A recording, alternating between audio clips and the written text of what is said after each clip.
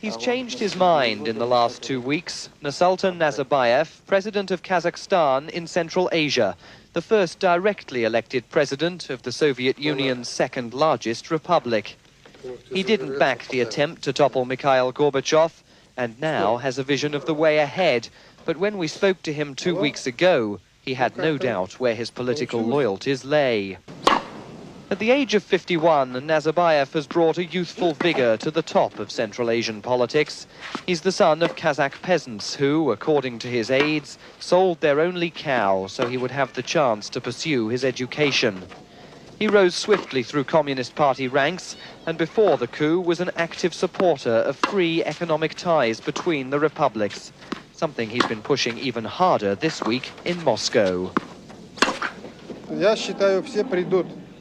Потому что, когда будет рынок, когда будет свободные предприятия, когда будет свободная торговля, огромный советский рынок никто не может пренебречь. He's put the free market into practice in the Kazakh capital, Alma-Ata. People stand in line to buy honey from a privately owned store, the first in the city to be sold off under Nazarbayev's program of privatization. And his economic program has already taken him to Korea, Singapore and China, seeking the foreign investment his plan depends on. Now, he says, the republics must have the right to determine their own foreign policy, bypassing Moscow and establishing ties abroad. Также и связь межреспубликанскую и собственную.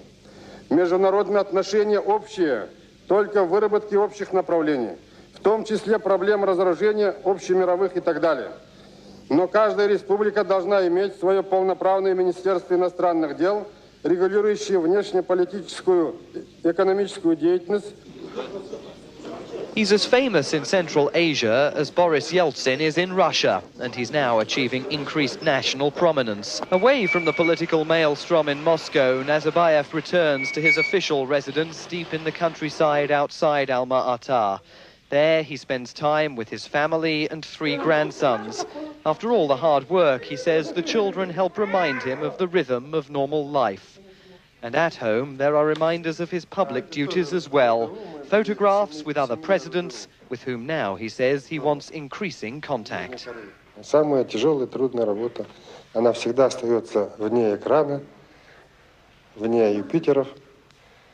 Поэтому пользоваться доверием в наше трудное время народа и называться президентом, это прежде всего не красные дорожки и не телевизионная камера, а это в основном самоограничение и работа, я так считаю. Оно так и есть на самом деле.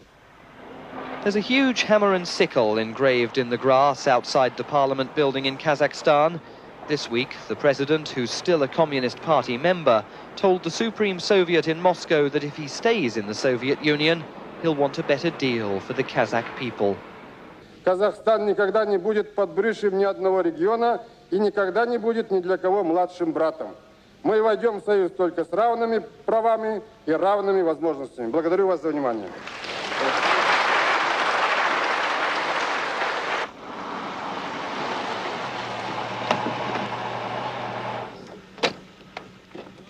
Nursultan Nazarbayev will be on the move again soon.